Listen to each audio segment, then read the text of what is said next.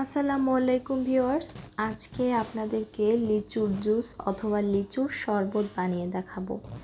এই সিজনে প্রচুর লিচু পাওয়া যায় সব জায়গাতেই, তাই আমি লিচুর এই শরবতটা প্রায় বানিয়ে খাই।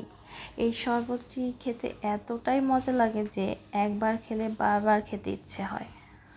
আর এই শরবতটা তৈরি করা কিন্তু একদম ইজি। আমি যেভাবে শরবতটা তৈরি করি সেটাই আপনাদের সাথে আজকে আমি শেয়ার করছি। তাহলে দেখে নেওয়া যাক। প্রথমে যেটা লাগবে তা হলো লিচু শরবতে অবশ্যই লিচু নিতে হবে। লিচুগুলোকে প্রথমে খোসা আমি ছাড়িয়ে নিয়েছি। এখন বীজগুলোকে আলাদা করে নিচ্ছি।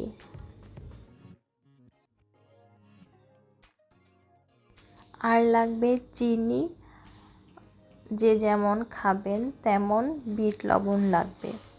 প্রথমে একটি ব্লেন্ডার জগে লিচুগুলো দিয়ে দিলাম। এবার দিয়ে দিব চিনি আর বিট লবণ আর পরিমাণ মতো পানি। আমি 2 গ্লাস বানাবো, তাই 2 গ্লাস পানি দিয়ে দিব।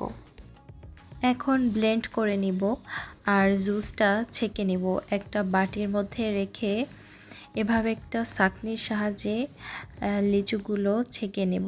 লিচুর যে আঁশটা থাকে এই আঁশটা ফেলে দিলে লিচুর জুসটা খেতে কিন্তু অনেক মজা হয়। এ পর্যায়ে লিচুর জুস আমার রেডি।